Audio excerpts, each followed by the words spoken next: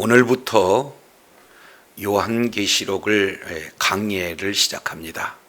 그래서 이 요한계시록 강해를 통해서 하나님께서 요한계시록에 전달하고자 하는 하나님의 의도를 바로 깨닫고 정말로 최후의 승리자가 되어지고, 그리고 하나님 나라 확장하는 일에 주역이 되어서 주의 뜻을 이루고 주님 앞에 존귀하게 있음 받는 복된 자녀들이 되기를 원합니다.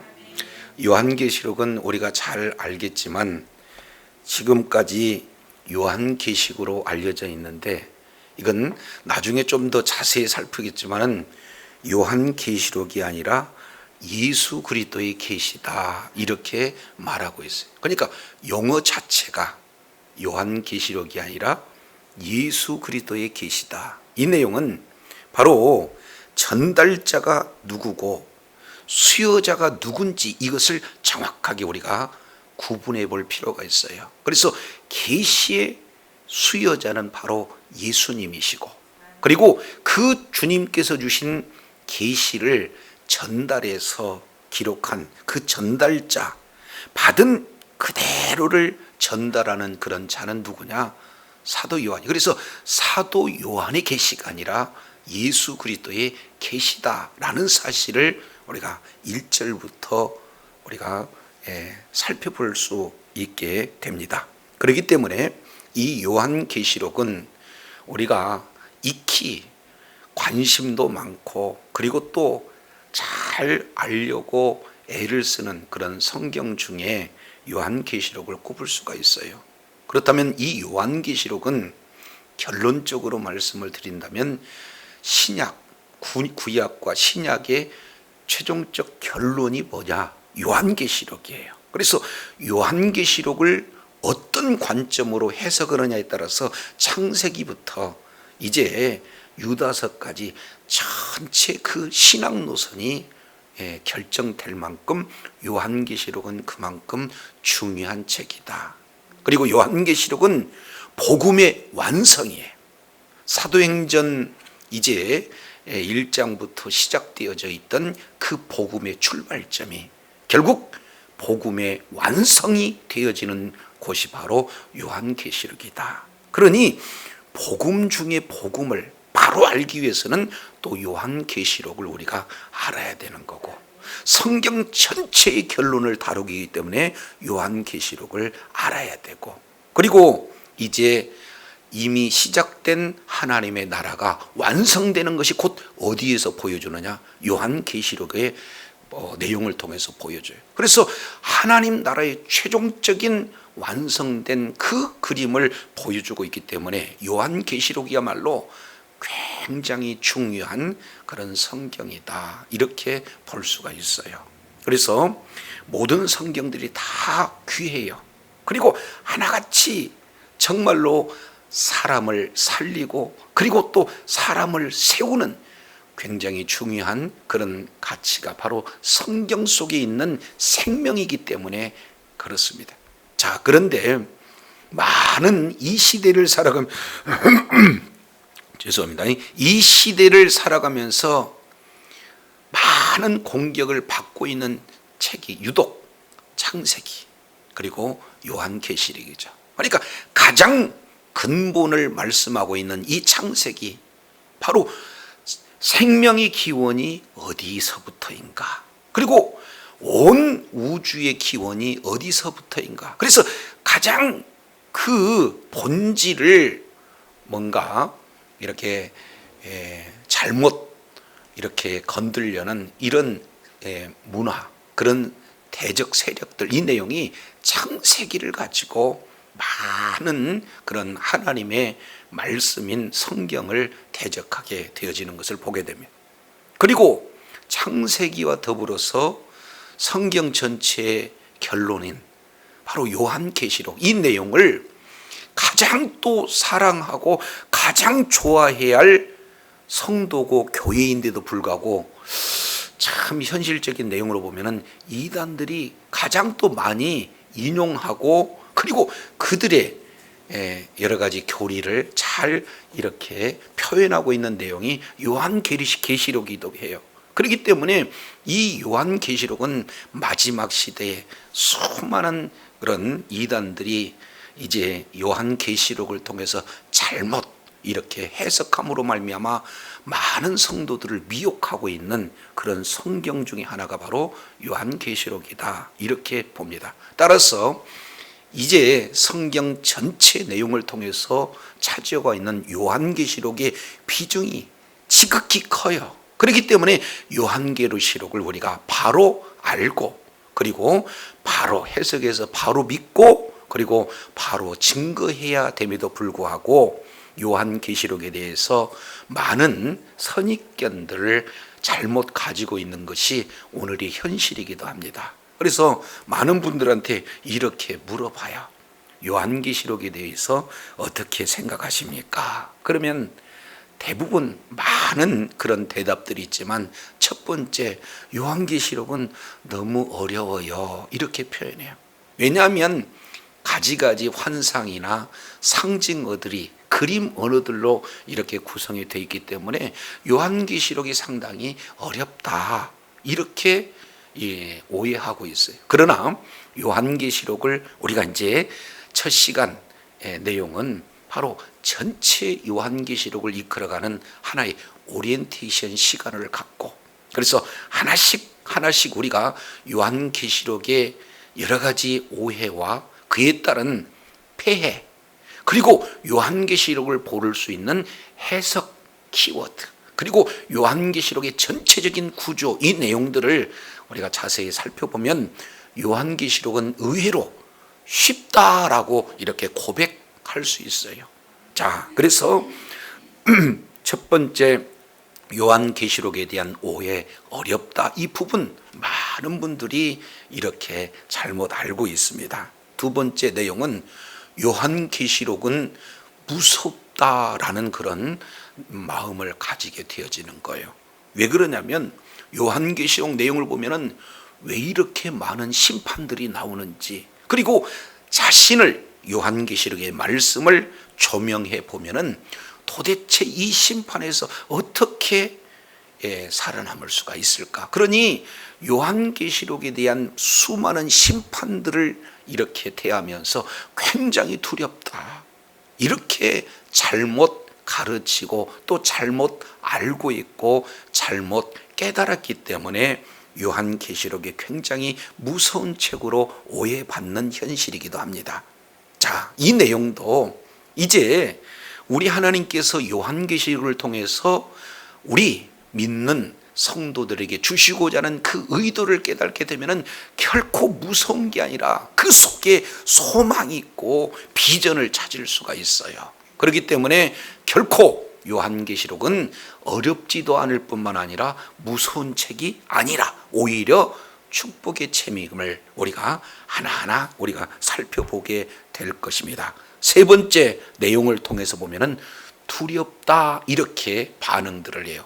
이 두렵다는 이 내용은 뭐냐면 혹시 요한계시록을 잘못 해석해서 잘못 믿게 되면은 또 혹시 이단으로 정죄받을 수도 있지 않겠는가, 이런 내용 때문에 상당히 많은 성도들이 그리고 목회자들까지도 두려워해서 요한계시록을 우리가 자주 보고 자주 이 내용을 깨달아서 이제 그 말씀을 자주 이렇게 전해야 함에도 불구하고 두려움, 이것 때문에 요한계시록과 가까이지 못하는 그런 어떤 내용입니다.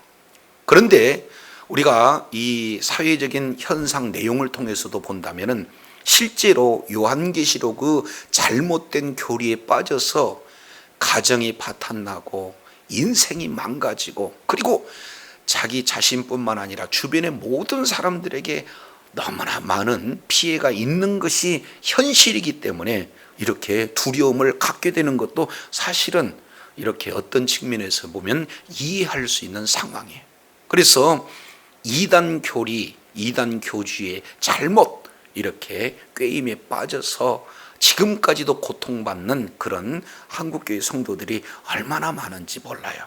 그래서 어렵다, 무섭다, 두렵다, 이 내용을 바로 알게 되어지면 사실은 이 모든 것을 다 해결할 수가 있게 되어지는 겁니다. 그래서 이제 요한계시록 이 내용들을 우리가 전체 내용을 보면 22장 그리고 404절로 이렇게 구성이 되어 있습니다. 그래서 요한계시록은 22장 404절로 구성되어 있지만 이 중에 278절 이 내용은 바로 구약에 있는 모든 내용들을 직접 그리고 내지는 간접적인 영향을 받아서 기록되고 있습니다. 그렇기 때문에 덥석 요한계시록만 이렇게 여러 번 읽고 수백 독 읽고 그래서 요한계시록을 깨달을 수 있는 내용이 아니에요. 그렇기 때문에 요한계시록을 우리가 해석함에 있어서 먼저 알아야 될 것은 구약 전체 내용을 통해서 요한계시록을 조명해보는 그런 지혜가 필요합니다. 그래서 이제 먼저 요한계시록을 우리가 접할 때 구약을 알아야 요한계시록을 알 수 있어요. 좀 더 상세하게 말씀을 드리겠습니다마는 구약 전체의 배경을 알게 되면 요한계시록은 쉽다 이렇게 말씀을 드릴 수가 있습니다. 그런데 요한계시록 이 내용을 깨닫기 위해서 구약만 알게 되면 쉽게 풀리느냐? 사실은 그렇지 않아요. 왜냐하면 요한계시록의 두 번째 우리가 배경을 둘 수 있는 내용은 1세기 당시, 그러니까 지금 요한계시록이 기록되었을 때 그 독자 입장에서 바라봐야 되는 거예요. 따라서 1세기의 문화, 모든 1세기의 정황들, 그래서 1세기의 언어, 그 다음에 문화, 그 다음에 지역, 그 다음에 역사, 철학, 모든 그런 삶의 정황들, 이런 내용들을 우리가 좀 더 공부하게 되어지면은 구약을 배경으로 하고 있고, 그리고 1세기의 모든 시대적인 정황을 알고 있는 그런 상태에서 요한계시록을 대한다 그러면은 사실은 요한계시록 속에 나타내는 저자의 의도를 우리가 바로 깨닫고 정말로 성경 전체의 결론이요, 복음의 핵심이며 완성이고 하나님 나라의 완성을 이렇게 기록하고 있는 요한계시록을 깨닫는데 아주 쉽게 알 수 있는 그런 내용이 되어진다라는 사실을 우리가 생각해 볼 수가 있습니다. 그래서 유대 문화 그리고 그들이 가지고 있는 의식, 이런 부분을 조금 더 추가한다면 요한계시록은 결코 어려운 성경이 아니다 이렇게 우리가 살펴볼 수가 있어요. 그리고 두 번째, 이제 내용을 우리가 살펴볼 때 무섭다 이 내용. 그런데 이것은 아주 간단하게 이 부분들이 해결이 되어지는 겁니다.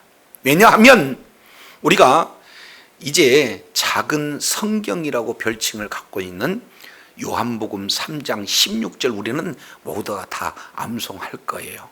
자, 하나님이 세상을 이처럼 사랑하사 독생자를 주셨으니 이는 그를 믿는 자마다 멸망치 않고 영생을 얻게 하려 함이라. 그러니까 예수 그리스도를 믿는 믿음을 가졌다 그러면 무슨 생명을 주셔요? 영생을 주신다. 그런데 17절 18절 이하 내용을 통해서 보면은 예수님을 믿는 자는 이미 영생을 얻은 자요, 그리고 예수님을 믿지 않는 자는 이미 심판을 받은 자 이렇게 표현했어요. 그래서 믿는 믿음을 가진 자는 심판을 받지 않습니다. 그래서 요한계시록 이 내용은 믿는 믿음을 가진 자들에게 이 현 시대를 살아가면서 어떻게 종말론적 관점을 가지고 종말론적 세계관을 가지며 어떻게 살아갈 것인가 하는 우리들의 이야기이기에 예수 그리스도를 믿는 믿음을 가진 자에게는 심판이 없고 구원이 있는 줄로 믿습니다.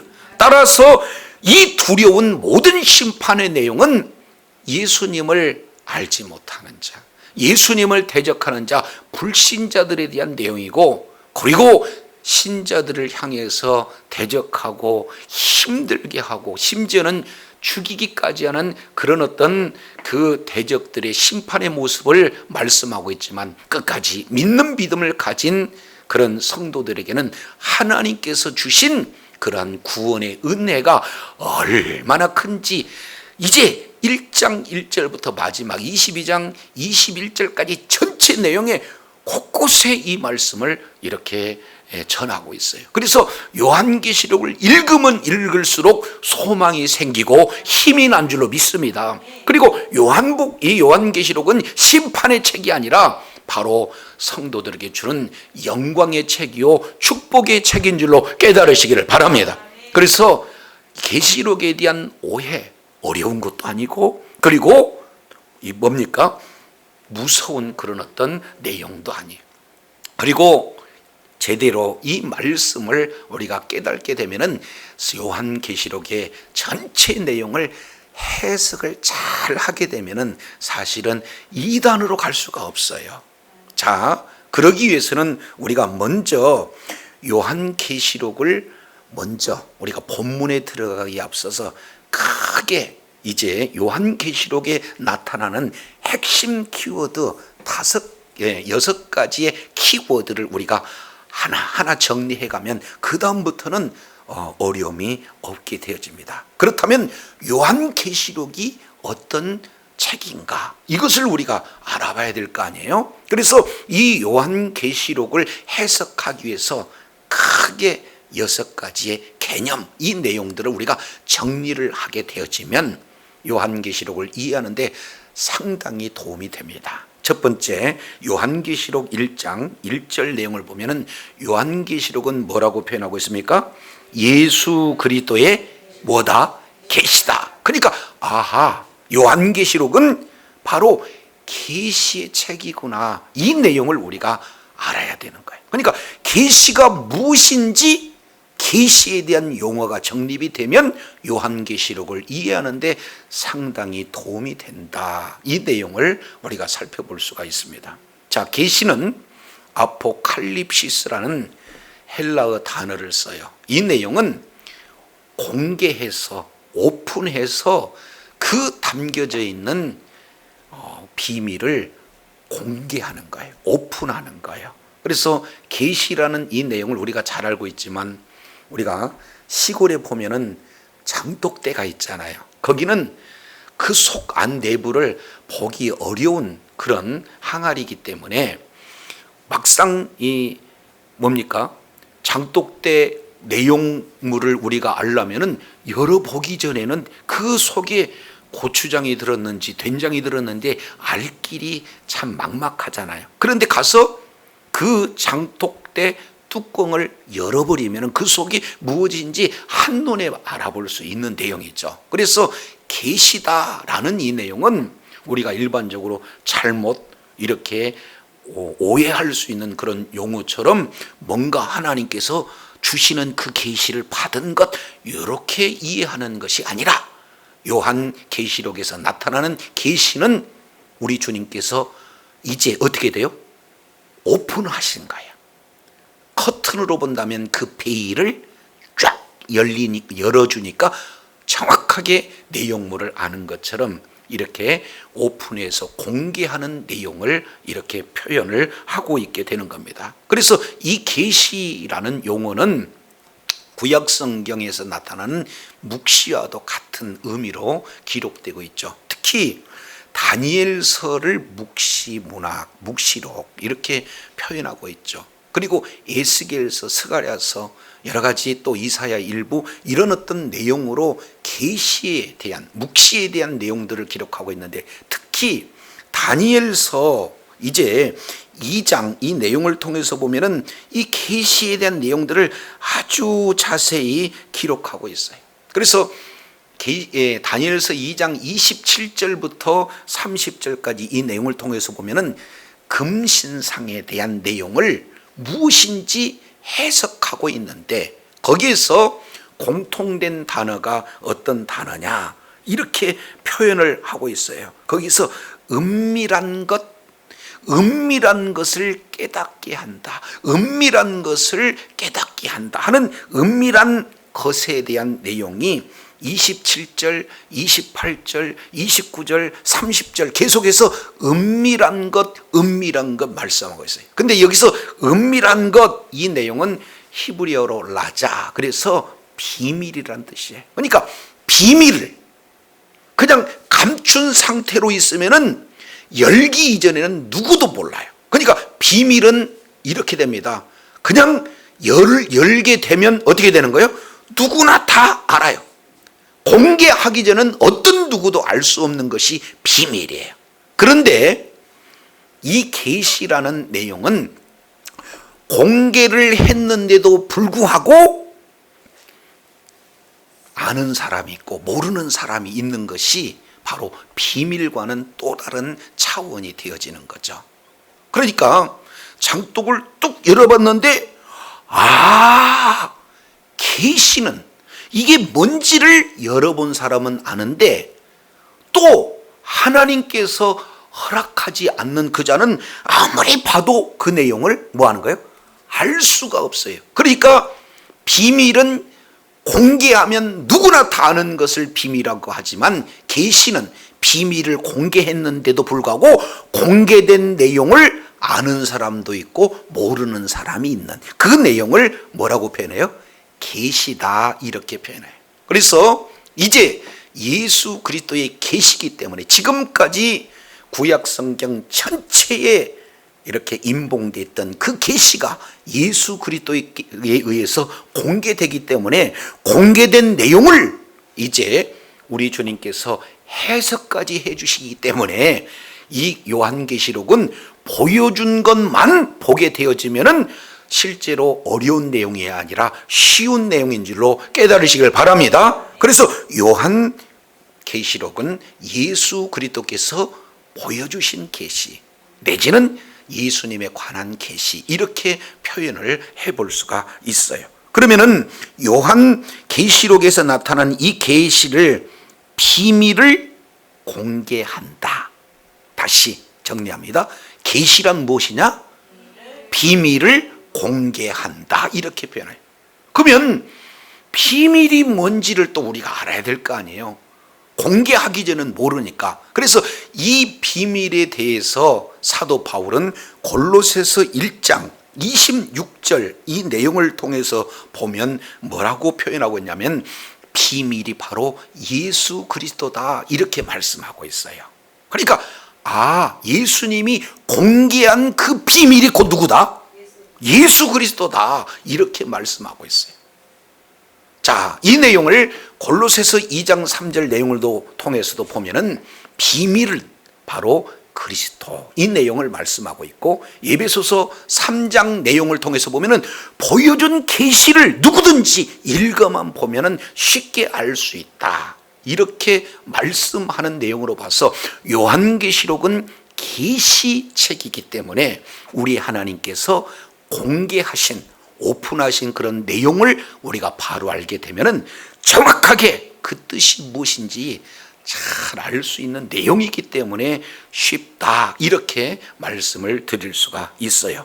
따라서 이제 비밀이 뭐고 계시가 무엇고 그 차이가 무엇인지 우리가 살펴봤다면 한마디로 요한계시록, 예수님께서 보여주신 그 계시는 바로 하나님께서 온 인류를 구원하는 계획을 오픈해 주셨다.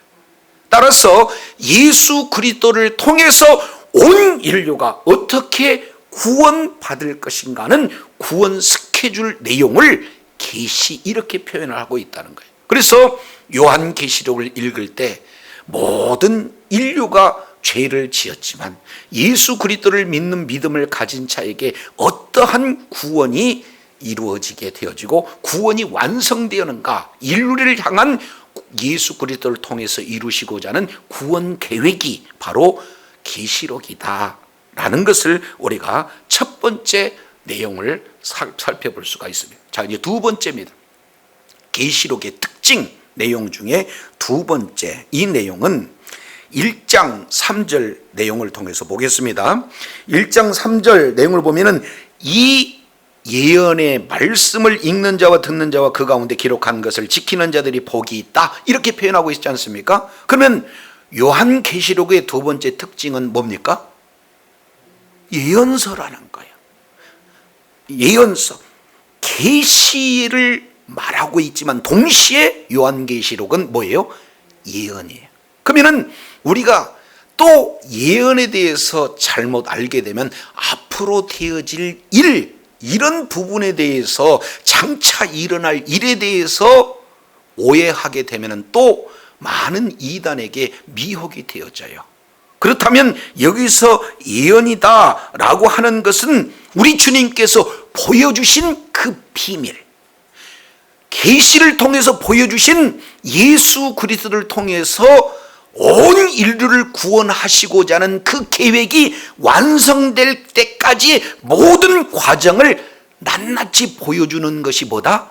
예언이다. 이 부분들을 말씀하고 있어요. 그러니까 예언은 장래일을 보여주는 것도 일부 그 속에 포함되어 있지만, 궁극적인 예언은 이미 우리 주님께서 보여주신 그 비밀들이 하나하나 어떻게 이루어지고 어떻게 완성되어지는가 하는 전체 펼쳐지는 그런 과정 하나하나에 초점을 두고 있는 것이 바로 예언이다. 이 내용들을 우리가 살펴보게 됩니다. 그래서 계시의 관점으로 요한계시록을 보고, 두 번째 예언의 관점으로 우리가 이제 요한계시록을 볼 때 결코 이제 요한계시록은 어렵거나 무섭거나 두려워해야 할 성경이 아니다. 이 부분들을 말씀하고 있습니다. 자, 세 번째입니다. 1장 4절 내용을 보면 이렇게 말씀하고 있어요. 요한은 아시아에 있는 7 교회에 뭐 하노니? 편지하노니. 그러니까 그 구성 자체는, 요한계시록은 어떤 특성을 가지고 있습니까? 서신서, 편지로서의 그런 바로 특성을 가지고 있어요. 그러면 우리가 잘 알겠지만 A라는 사람이 B라는 사람에게 편지를 한다면 받아본 사람은 그 편지 내용을 읽어보면 알 수 있어요? 모르게 쓰는 사람이 기록을 했을까요? 다 알 수 있다는 거죠. 그러니까 우리가 이제 1세기의 그 문화적인 배경, 그리고 여러 가지 시대적인 정황을 알게 되면 그때 1세기 당시 이 원독자 관점에서 편지, 서신을 바라보는 모든 사람들은 이 내용이 때로는 환상으로, 때로는 그림 언어로, 때로는 여러 가지 이런 묵시문학의 그런 내용으로 펼쳐지기도 했지만, 이 내용들은 그때 시대적인 사람들은 누구나 다 읽으면 알 수 있는 그런 어떤 내용이에요. 그리고 이 자체는 곧 회람서신입니다. 그래서 A 교회의 7 교회, 아시아 7 교회에서 에베소 교회에서 이 내용을 봤다. 그러면 또 다른 라오디게아 교회까지 회람하는 그런 어떤 서신이기 때문에 이 내용은 누구나 다 알 수 있는 그런 어떤 내용이 되어지는 거예요. 자, 그래서 요한계시록의 특징 세 번째는 서신이다.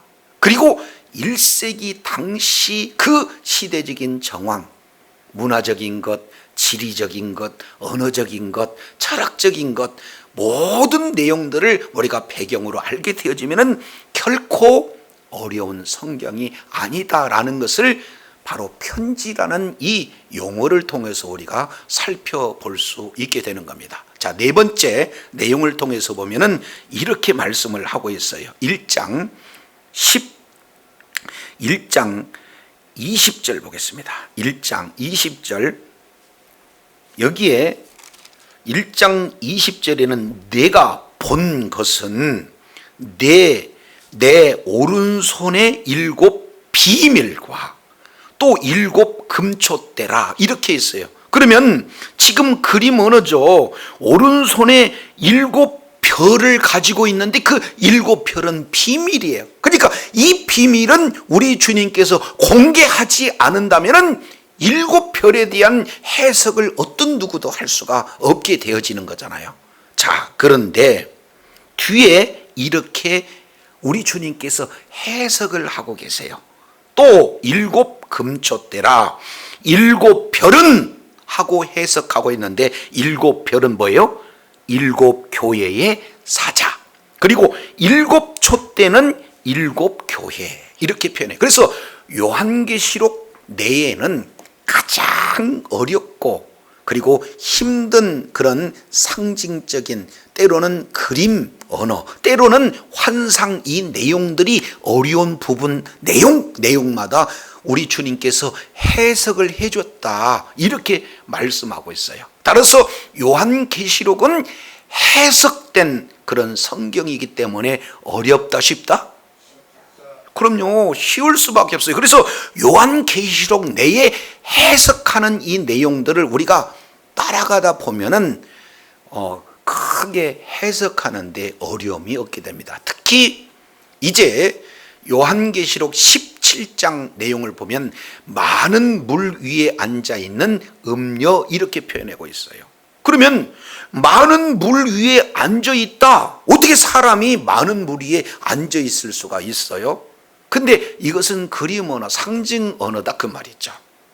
그래서 그게 뭘까라고 누구나 궁금증을 가질 수 있는데, 그 뒤 이제 17장 우리 잠깐 살펴보도록 하겠습니다. 자, 이것은 17장 1절 하반절에 보니까 많은 물 위에 앉은 큰 음녀에 받은 심판을 내게 보이리라, 이렇게 말씀을 하고 있어요. 그러면은 여기서 음녀가 누군가? 17장 4절에 보니까 여자는, 이렇게 표현하고 있어요. 그러면서 5절에 보니까 이름이 이마에 기록되어 있는데 비밀이다, 큰 뭐다?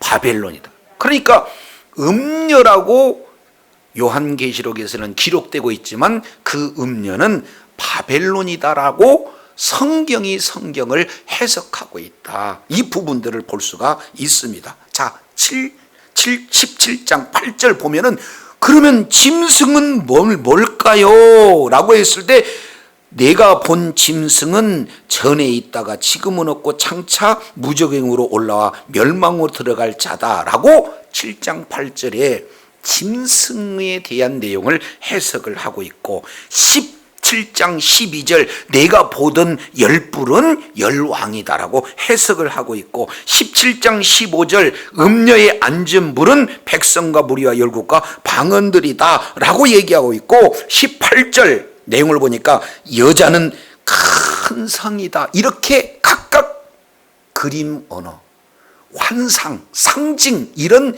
참 어려운 내용들은 우리가 도저히 알 수가 없으니까 누가 해석해 놓으셨어요?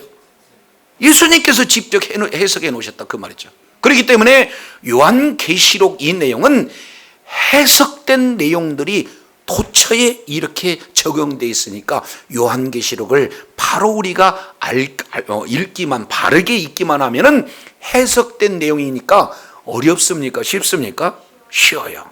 그래서 계시의 관점으로, 또 하나는 예언의 관점으로, 또 하나는 서신, 편지의 관점으로, 그리고 해석이 되어져 있기 때문에 해석된 내용을 이렇게 내가 추가적으로 해석하지 않는다면, 예수님께서 해석하신 그 내용을 근거로 해서 우리가 요한계시록을 읽게 되어지면 그렇게 큰 어려움이 없어요.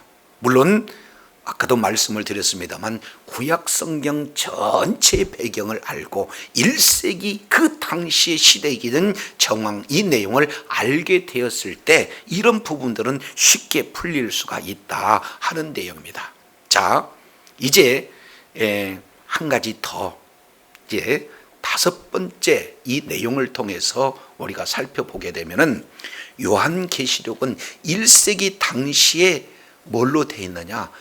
한편의 설교문으로 되어 있다라는 사실을 우리가 살펴볼 수가 있어요. 그래서 1장 1절부터 8절까지 이 내용 전체 보면은 예배적인 상황이다라는 사실을 신학자들도 이 부분에 대해서 모두가 다 인정하고 있는 내용이죠. 그러니까 예배 상황 속에서 읽혀지는 내용이 뭐예요? 요한계시록이었다. 1세기 당시에.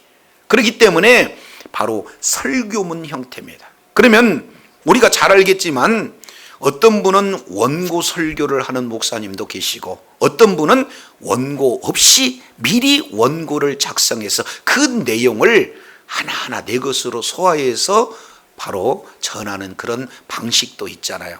그러면 원고 설교를 하는 경우에 그냥 읽기만 하면은 회중들이 다 알아들어요? 못 알아들어요?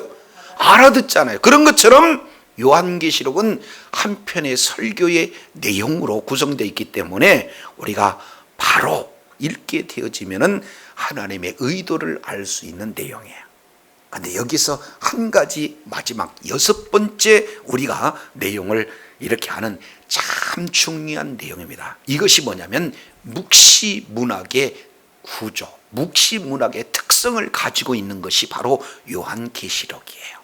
그래서 이 묵시문학이다라고 하는 이 용어를 우리가 조금 살펴보게 되면은 묵시문학의 구조를 알면은 요한계시록을 해석하는데 굉장히 유용하게 됩니다. 자, 그러면 묵시문학이 발달되지는 그런 과정, 이 내용을 보면은 어떤 내용이냐?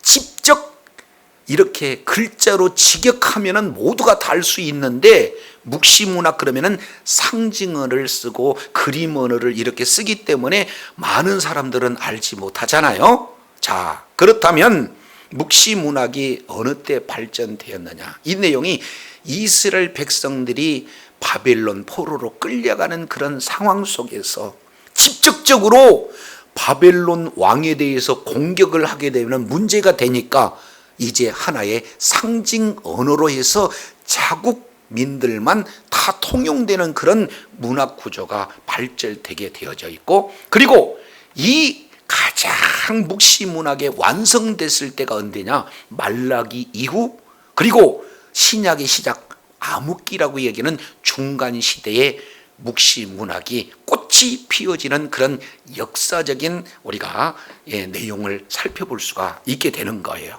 자, 그러면 이렇게 표현하겠습니다. 우리나라는 일제 36년 그런 참 어려운 고통의 시간을 가졌어요. 그리고 순사들이 와가지고 여러 가지 못된 그런 일들을 많이 자행하기 때문에 순사들이 지금 현재 예배 가운데 와 있다 할지라도 모든 성도들은 알아듣는데 순사는 못 알아듣는 거예요. 우리나라 그때 당시에 백성들은 다 알아듣는데 일본 사람들은 못 알아듣는 거예요. 이것이 묵시문학의 특징 중에 하나가 되어지는 거다. 예를 들어서 나라를 잃었어요. 너무 힘들어요. 고통받습니다. 그러니 한쪽에서 모든 사람들이 울밑에 선 봉선하야 내 모습이 처량하다. 근데 글자는 울밑에 선 봉선하야 내 모습이 처량하다, 이런 내용은 큰 의미가 없는데 그 형편 처지를 알고 있는 바로 우리 민족들은 그 말을 들으면서 봉선화와 그리고 그 봉선화를 찌르는 그 가시 같은 그런 역할의 부분이 누군지 모두가 다 아니까 민족이 다 결집되고 하나가 되고 그 슬픔을 나누는 그런 어떤 모습인데, 노래를 부르는데 저들이 눈물을 흘려요. 순사들은 알아요, 몰라요? 몰라요. 그러니까 계시 오픈되었는데, 비밀을 오픈되는데 어떤 사람은 닫혀져 있고 어떤 사람은 확실히 아는 그런 묵시문학의 구조가 바로 요한계시록의 내용이다. 이 부분들을 우리가 살펴볼 수가 있어요. 자, 그래서 대통령들마다 조금씩 별명이 있잖아요. 그죠? 뭐 오늘날 대통령은 뭐 여러분 별명 누군지 다 알고 있잖아요. 그러면 누구 그러면 말 안 해도 다 알아. 근데 우리 시대적인 사람들은 다 아는데 이게 한 100년 이후에 되면은 어떻게 돼요? 그 시대에 이런 대통령이 있었고 그 사람의 별명이 이런 거다라고 설명해줘야 알 수 있는 거가 되겠죠. 그래서 구약 성경도 알고 1세기 당시의 문학 구조를 우리가 알게 되어지면은 읽어만 봐도 요한계시록은 결코 어려운 성경이 아니다, 이렇게 우리가 살펴볼 수가 있어요. 자, 정리하면 요한계시록에 대한 오해가 있어요. 어렵다, 무섭다, 두렵다. 그런데 이 내용을 바로 요한계시록을 해석할 수 있는 큰 구조 5가지와 이제 문학 구조인 묵시문학의 개념을 알게 되면 결코 두려워할 수도 없고 무서워할 수도 없고 난해하게 받아들일 이유가 없다 하는 내용들을 우리가 살펴봅니다. 자, 그러면은 묵시문학의 특징 2가지가 있어요.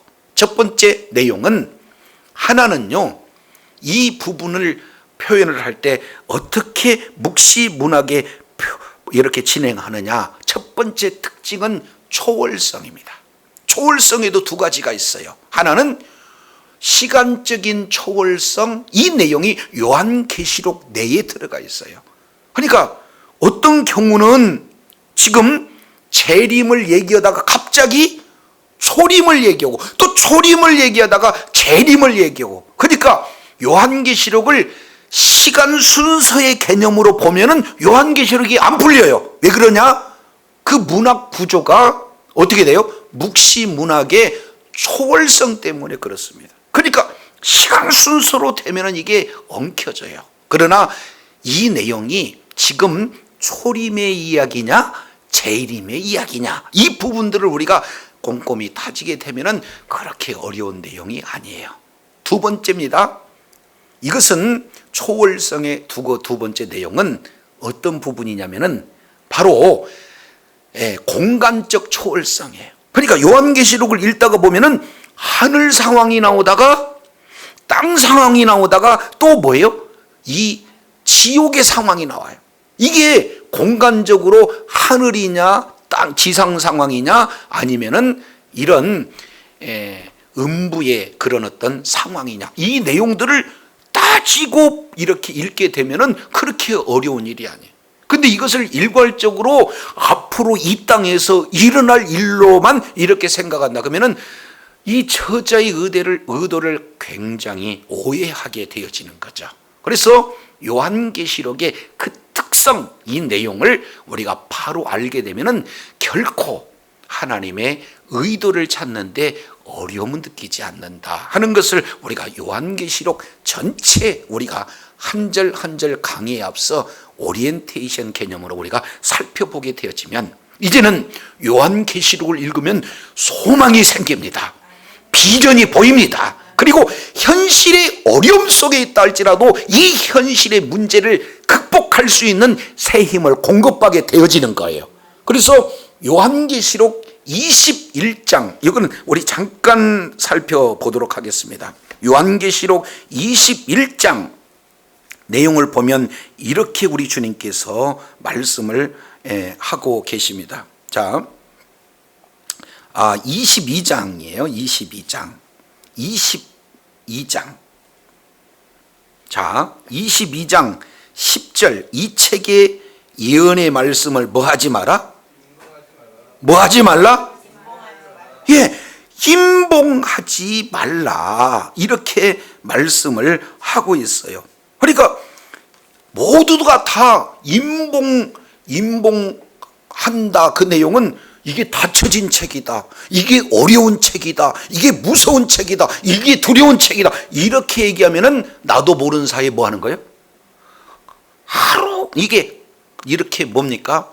시간이 되면 더 요한계시록에 대한 내용을 사모하고 더 읽고 더 이 말씀을 깨닫는 그런 내용이 얼마나 복을 받는 건지. 그래서 요한계시록 속에서 나타나는 7복이 있어요. 그래서 7개의 복이 나타나는데 7이라는 거 우리가 요한계시록에서 앞으로 좀 더 구체적으로 살펴보겠습니다만 7이라는 숫자가 계속해서 강조됩니다. 그러니까 복이 뭘로 완성이 돼요? 이게 마지막 계시록에서 나타나는 7복은 곧 완성된 복이다, 이렇게 표현해. 그래서 창세기 1장, 이제 하나님께서 사람을 만드시고 가장 먼저 뭘 주셨느냐? 복을 주셨어요. 그 복이 창세기 1장 28절의 말씀을 하고 있는 거고, 이것이 창조주 하나님께서 인간에게 주어지는 첫 번째 내용이 복입니다. 그런데 예수님께서 마태복음 5장 1절 이하 내용을 통해서 보면은 구속주 예수님께서 바로 천국 시민 예수 그리스도를 믿는 믿음을 가진 자들에게 주는 내용이 팔복입니다. 이것이 완성된 복으로 요한계시록 7복으로 드러나게 되는 거죠. 그래서 이 예언의 말씀을 읽고 이 예언의 말씀을 듣고 이 예언의 말씀을 지키는 자들에게 복이 있다 하는 첫 번째 복이 요한계시록 1장 이제 3절 이 내용을 통해서 바로 시작이 되고 있는 겁니다. 그래서 이 시대적 정황 속에서 우리가 이제 핵심적으로 내용을 본다면 크게 우리가 이렇게 자리 잡아야 할 내용은 이 종말론적 신앙을 우리가 가져야 되는데, 첫 번째 용어 종말이 무엇인가, 이것을 우리가 바로 정리할 필요가 있어요. 그래서 종말은 좀 이렇게 소극적인 그런 표현으로 진행을 한다면 초림부터 재림까지 좀 더 적극적으로 이 내용을 본다면 예수님의 십자가에서 죽으심부터 다시 오실 예수님 그 사이를 우리는 뭐라고 그래요? 종말. 그러니 이 요한계시록은 앞으로 먼 미래에 될 내용이 아니라 종말론적 그런 어떤 내용이기 때문에 지금 이 시대에 반드시 필요한 성경이 바로 요한계시록인 줄로 깨달기를 원합니다. 그래서 요한계시록을 통해서면 바른 신앙관을 가져요. 그 중에 바로 요한계시록 이 내용을 통해서 전체 종말론적 신앙이 무엇인가, 그리고 이 종말론 예수 그리스도의 계시를 보여주시는 예수님은 어떤 분인가, 그리고 예수 그리스도의 몸된 교회의 최후의 승리는 어떤 모습인가, 이런 교회론적 관점 그리고 기독론적 관점 또는 종말론적 관점, 이 내용을 해서 신앙의 성숙에 굉장히 중요한 성경이 바로 요한계시록이에요. 그래서 요한계시록은 읽어도 되고 안 읽어도 되는 그런 내용이 아니라 반드시 읽고 그 읽은 내용을 통해서 하나님의 의도를 깨닫고 깨달은 만큼 삶 속에 적용해서 정말로 이 요한계시록 전체 이 내용을 해석하는데 마지막 하나만 더 말씀을 드린다면 바로 키아즘 구조라고 하는 히브리인들 가지고 있는 문장 구조를 이렇게 말씀하고 있어요. 이 내용은 다음 시간에 우리가 조금 더 구체적으로 살펴볼 텐데,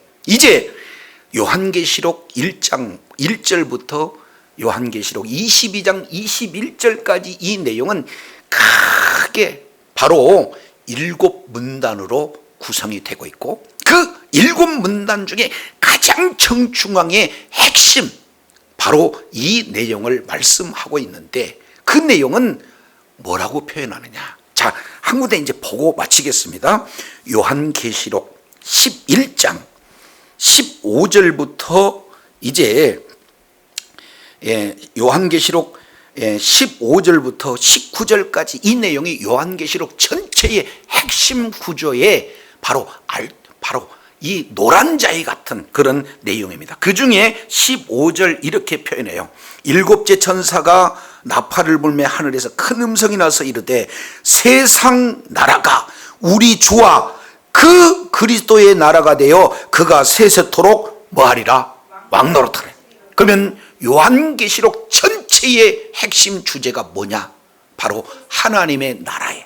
세상 나라가 하나님 나라로 변화가 되어지는, 이것은 곧 창세기에서 요한계시록까지 전체의 성경의 핵심이기도 하고 신학의 핵심이기도 하고 요한계시록의 핵심이기도 하고 저와 여러분의 모든 신앙의 핵심이 되어야 할 내용이 하나님 나라인 줄로 믿습니다.